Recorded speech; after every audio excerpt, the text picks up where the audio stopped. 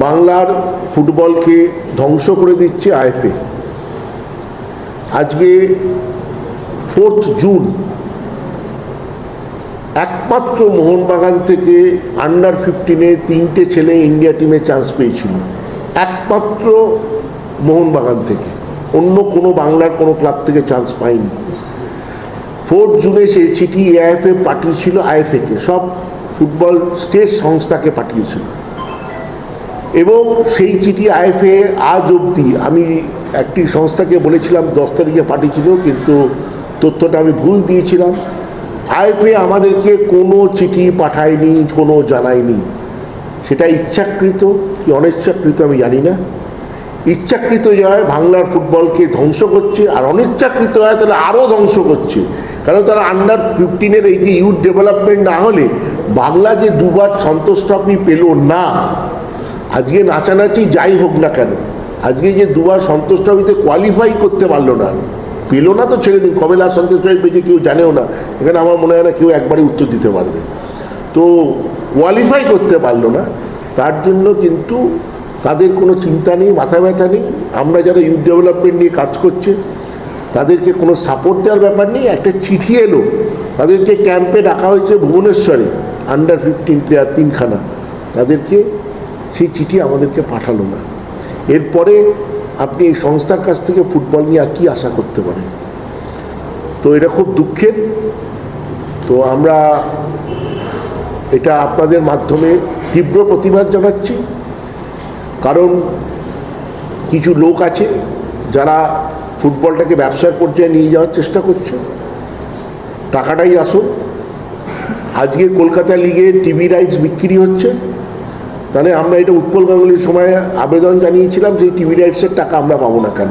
প্রত্যেকটা ক্লাবকে দেওয়া হোক, শুধু মোহনবাগান, ইস্ট বেঙ্গল, মোহামেডান কেন, প্রত্যেকটা ক্লাবকে দেওয়া হোক। আর যদি তাই না দেওয়া হয় তাহলে এক্সিবিশন ম্যাচ যাদেরকে নিয়ে হচ্ছে তাদেরকে টাকা ফেরত দিয়ে দেওয়া হোক, টাকা ভাগ দেওয়া হোক।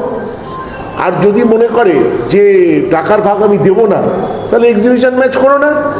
তোমরা আমাদের যেরকম নর্মাল ম্যাচ, অন্য ম্যাচগুলো যেরকম নর্মাল হয় সেরকম নর্মাল ম্যাচ করে দাও, আমরা কোনো টাকার ভাগ চাইবো না।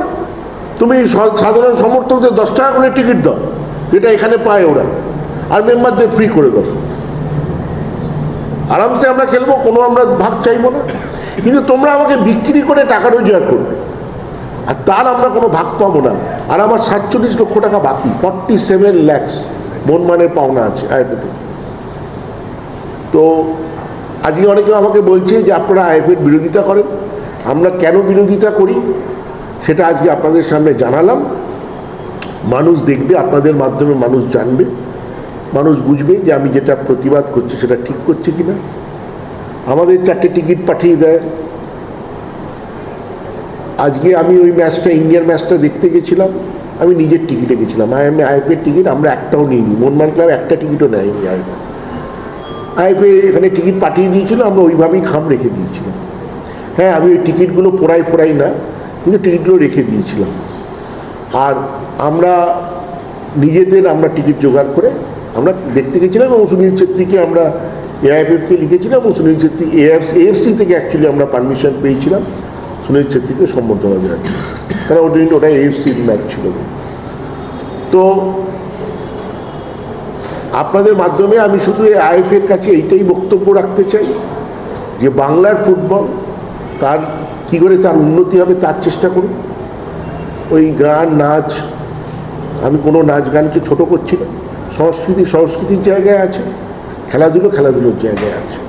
সেই খেলাধুলোকে যদি আরও একটু গুরুত্ব দেওয়া হয় তাহলে আমার মনে হয় বাংলা সন্তুষ্ট হতে একটা জায়গায় পৌঁছতে পারে। আমাদের কাছে কলকাতা লিগ হচ্ছে একটা প্রিপারেটরি টুর্নামেন্ট, এছাড়া আর কিছু নয়। আমরা আগেও, আমাদের সবচেয়ে বড় পাওনা হচ্ছে অভিষেক রাজবংশী, দিব্যেন্দু বিশ্বাস, এদেরকে তুলে নিয়ে আসা। তারা খেলার জায়গা দিতে হবে। এরা খেলবে কোথায়, নাহলে ওপরে উঠবে কোথায়?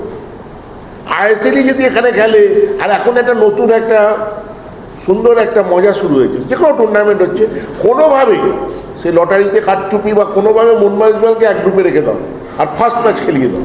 সে ডুরান্ড হোক, কলকাতা লিগ হোক, রাম শ্যাম, যদু মধু, যাই হয়ে যায়, মোহনবাগানকে খেলিয়ে দাও। এই দুটো আছে, দুটোকে খেলিয়ে দাও, আর তো কিছু নেই, আর তো কারোর কোনো দাম নেই, গুরুত্ব নেই। এই দুটোকে খেলিয়ে দাও যা হোক করে, তাহলে ভাই কিছু পয়সা কামিয়ে নিতে পারো।